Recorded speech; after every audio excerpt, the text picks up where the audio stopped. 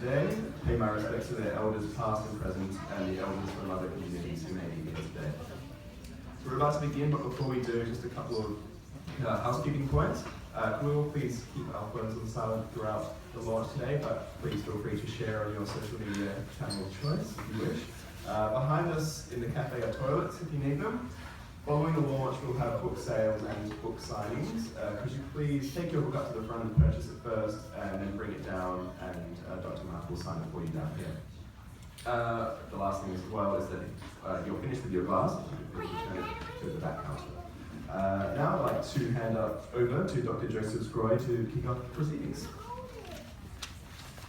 Thanks everyone, and welcome on this Sunday afternoon.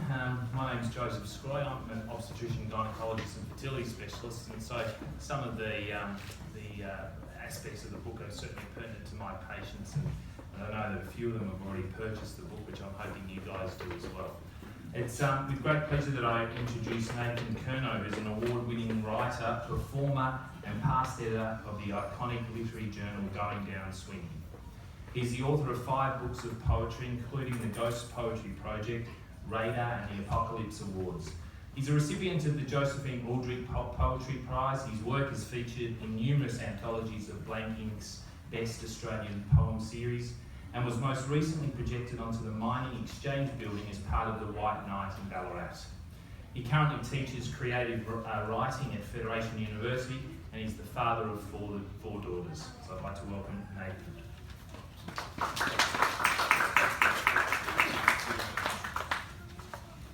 Thank you. It's lovely to be here this afternoon. Any number of defining moments can lead to becoming a writer. Interestingly enough, a very common one is a long bout of illness as a child. Mark, you may be taking care of the next generation of Australian writers. To be honest though, that's not what crossed my mind when my wife told me she'd met a paediatrician who was writing a book. As a writer, you soon learn everyone is writing a book. More accurately, they have a great idea for a novel that they plan to write one day when they're not busy doing more important things. Writers, and particularly poets perhaps, are constantly asked to assess their relevance to society. So we ask ourselves, what is the point? What does writing practically do for anyone? And why aren't I doing more important things? So the first thing that crossed my mind was, why would this guy spend his time writing when on a scale of 1 to 10, making kids well, saving the lives of children is not 10, it's a gazillion bajillion, right? It's the most important thing. And yet apparently he was writing one. He wasn't putting it off as some romantic bucket list fantasy. So I was kind of confused and impressed by Mark at the same time. Frankly, I was jealous. I was jealous, as writers so often are, incurably so. But I was also thrilled to hear of someone who shared the same passion as I did. When I finally met Mark and heard what his book was about, I lit up with excitement. Here was an important story told from a unique angle by someone with a reason to tell it. Mark was made for this story. Or this story was made for Mark. A paediatrician trying to have kids, thrust to the other side of the medical system, supporting his wife, who is also his patient, questioning what he knows about himself, his marriage, his life, amid the IVF rollercoaster. This is a valuable read for everyone going through the IVF journey, even for those of us who aren't yet or never will. As Mark says, more than 3 million babies have been born using IVF, with 200,000 live births per year. 1 in 6 Australian couples have difficulty falling pregnant, and 1 in 30 get pregnant through assisted methods. This means that you, or probably someone you know, will bravely and vulnerably embark on this path, and they're going to need your support and your understanding. This is what writing can do. The story of a paediatrician trying desperately to have kids is a great angle. But a paediatrician writing about it so others might find some light or hope is just as interesting. Mark's book might be considered an extension of the clinical care that he provides to his patients on a daily basis. And yet, as he stresses, this book is not a panacea. It's not in no way some guaranteed self-help remedy. Beyond being a paediatrician, beyond being a writer, it's one man's account of trying to deal with the same tough cards that have been dealt to many. On page 54, he says, if people knew how many checks pilots have to make in a normal flight, they'd think twice about hopping on board.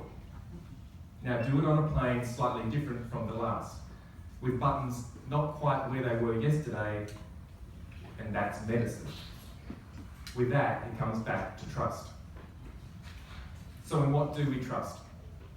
Where do we put our faith, our hope, when overwhelmed by a world of acronyms, dreams, pregnancy tests, bleeding, rituals, sperm samples, mantras, heavy-duty drugs, and delicious, delicious potato chips.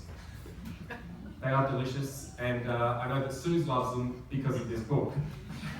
They are the other little miracle, aren't they? They're golden. Beautiful little creatures. In a scene from the book, Mark and Suze are in the middle of treatment, and they're out at a dinner party with their friends. And Mark says to the table, he says, what I do know is that this whole thing, this whole process has dragged Suze and me to lows that I didn't expect. I didn't expect in this lifetime. Where are we going? What is guiding us? I don't know. How do we know that we're heading in the right direction?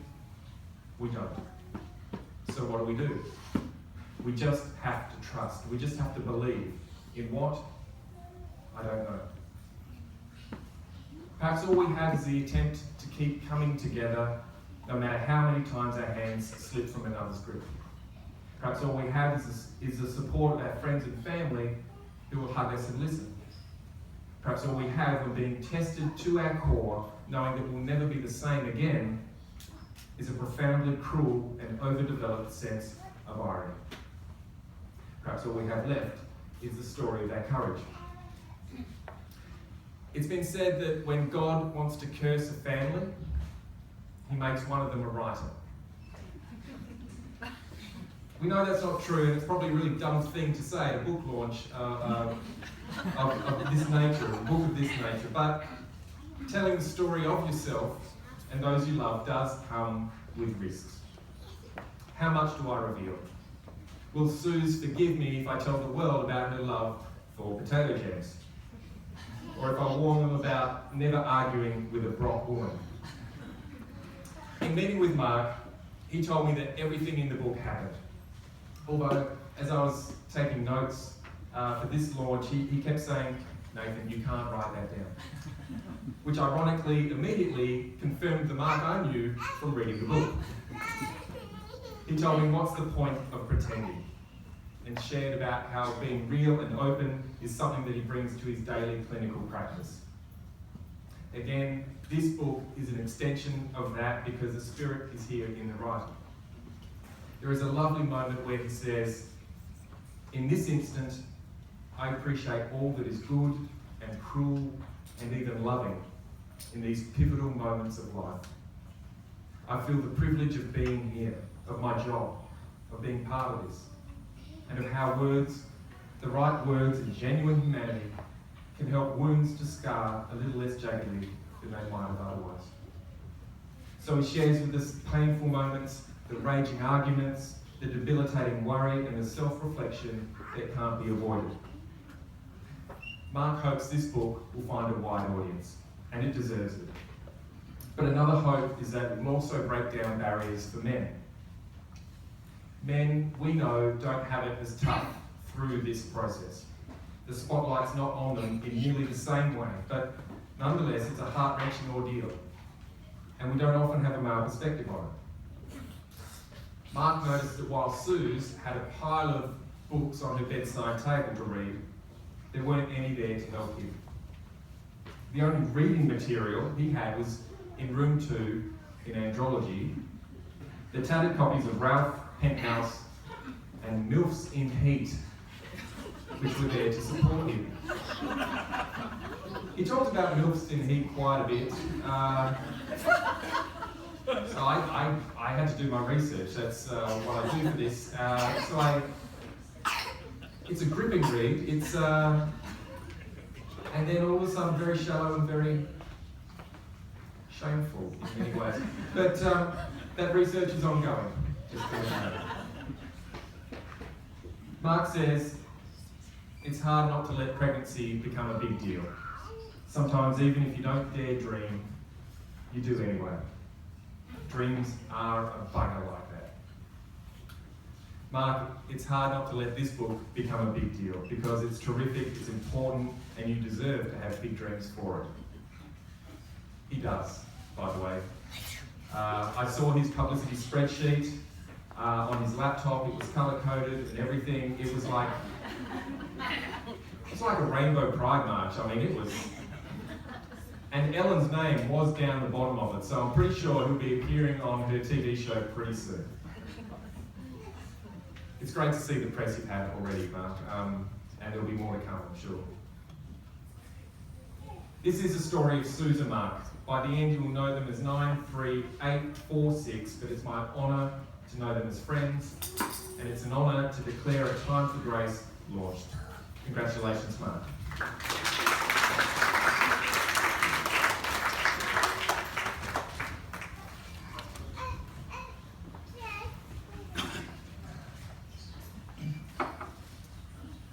Thank you everyone for coming along to what is part 2 of the book launch for Time for Grace. We had a lovely opening in our hometown in Ballarat 6 weeks ago, and while we were planning for that, of which Nathan had a big part, I didn't realise that there were actually 2 masterstrokes in the plan. The first was having Nathan as the launcher. That was an extraordinary speech that you gave, mate, and hearing that repeated today was the thing I was looking forward to most. The second masterstroke was that we had a catastrophic microphone failure. That despite there being quite a few people here who were there on that day, no one heard any of it. So I can basically do the same speech. So thank you, award-winning poet Nathan Curnow, for launching this event. Thank you to my good friend Joseph Scroy for being the host. Thank you to the microphone for working, and thank you to those of you who've come back, presumably so you can hear it. Family is hugely important to me, so thank you to the Brock clan for being the best clan that you could ever hope to marry into. We've got the Nethercotes and the Dixons here today, my parents, brothers, uncles and partners, and some cousins as well. Thanks to those of you who've travelled. We've got some people from both Queensland and New South Wales, and thanks to representatives from both SANS, which is the support group for miscarriage, stillbirth and newborn death, and from VARTA, the Victorian Assisted Reproductive Technology Authority. Thanks also to Readings for hosting this event. When I was a kid, there were 2 cultural icons that I knew of. One was Ensel Stereo, which was the only place you'd go to buy a record player. And the second one was Readings, which is where you would go to buy a real edgy book. So it seemed like an almost mythical place, and to have the launch here today is something really special for me. In fact, this whole 6-week launch party, which is what I'm calling it, has been a culmination of many dreams. It first began on an overland in 2002 when a novel was implanted in my head in one moment, and that became an as-yet unpublished book, my apprenticeship for this story, which popped up when it was least expected and was completely uninvited. So the story within A Time for Grace is now part of the fabric of our family, and since its release it seems to have struck a chord. Luckily, and thanks to the Rainbow Pride spreadsheet, the media has also seen the importance of it. It's been seen on radio, magazines, online, and then just last weekend it was a thrill to have it in The Age and Sunday Life. But even more importantly than this, I've had feedback from perfect strangers going through IVF about how the the book has helped them. I've had a handwritten letter from a woman in Speed, which is a town that I've never even heard of before, telling me that she stuck a post-it note in place each time. It felt like I was sitting inside her head, writing down the thoughts, and by the end she had 52 post-it notes in place. Post-it notes that represent times that prove to me that you've lived what we are still living, that you understand it. Sometimes those post-it notes represent only a short sentence or conversation. At other times, there's several pages of text that are basically retelling our lives. So for me, this is the real reason that this is an important story, and one that I believe in deeply. None of this would have been possible without my own family, so to Harper, wherever she is, our IVF miracle, to Asha, our miracle after IVF, and to Suze, you're my confidant, my sounding board, my rock, my soulmate. You were kind enough to let me tell this story and share it, at times bleeding onto the page. Without your love and generosity, it wouldn't have been possible. The original title for this book was Dear Harper, and we changed that to decrease the likelihood that we would be hated when she turned 15. So it became a time for grace, a virtue we had to cultivate through our descent into darkness of losing one little soul and then finding hope out the other side. As such, I'd like to share a pivotal moment from the book called Meeting James.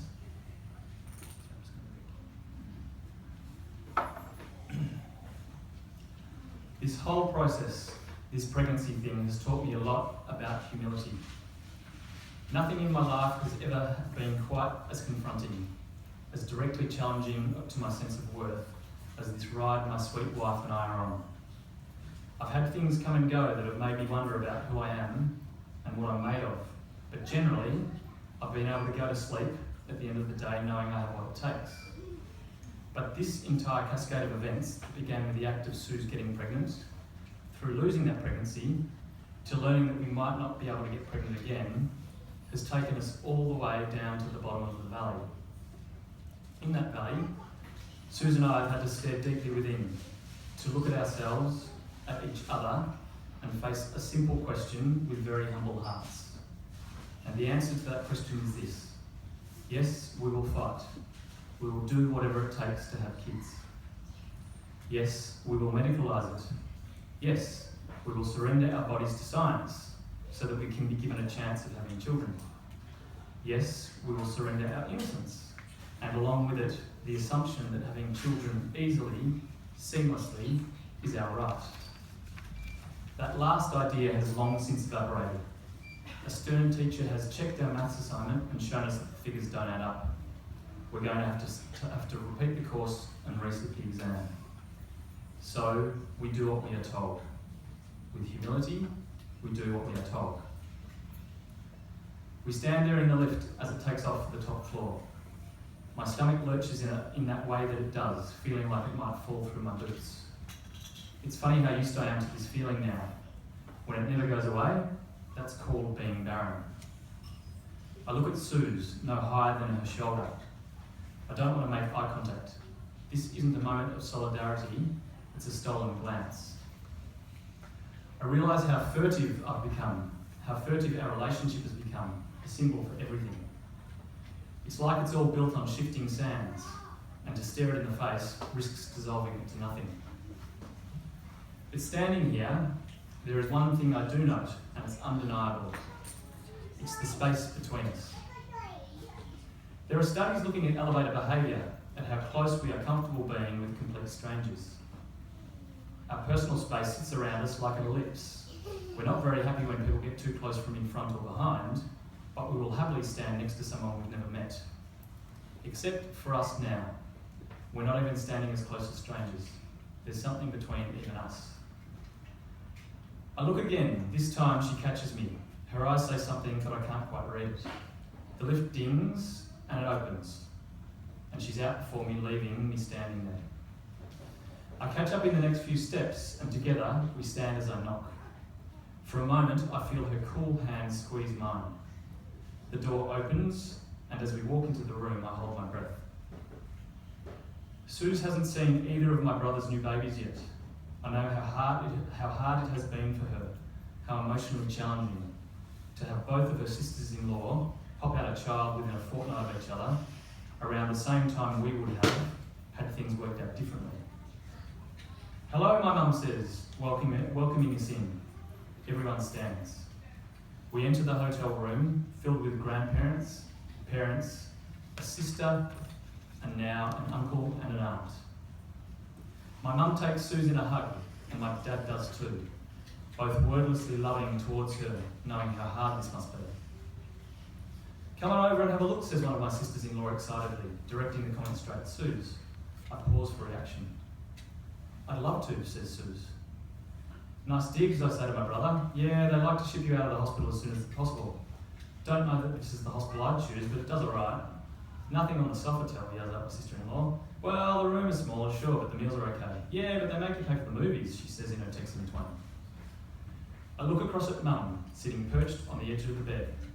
She has a broad smile on her face, her head cocked as she looks across at her youngest grandchild. I follow her eyes to check out what my new nephew is doing that is so cute. And there I see it. There is Suze holding James. She has him in the crook of her arm, one finger in his mouth, while she strokes his soft brown hair. Born to it. She looks up at me and smiles. Soon after, we sit in Chinatown, around the corner in the CBD, chewing away on lemon chicken. I look out the window at the neon world beyond. Neither of us says anything for a couple of minutes, a period of silence, an indication of the quality of the food. Suze looks up, licking her fingers. "You did okay in there, hun?" I ask. "Wasn't too close to the bone?" "No," she says simply. Something happened in there with James. I had a little moment with him. I spoke to him, and he spoke back. I look at Suze curiously, knowing that this is something that my rational mind is never going to get, but that it doesn't alter the fact that it's true. He told me that there was a little girl waiting to come down. She takes another bite of her food. And so I told him I was ready. She stares up at me. "I think it's over, Mark. I'm over it. The wound is healing." She nods, confirming the fact to herself. Something profound happened in there. I'm ready to start to move on. I look at my wife, not quite understanding, never really fully comprehending this marvellously complex, beautiful, exquisitely frustrating, lovable soul that I found to match my own bizarre, eccentric, inexplicable one. I guess that's what we call marriage. Thank you all for coming. It's really a dream come true.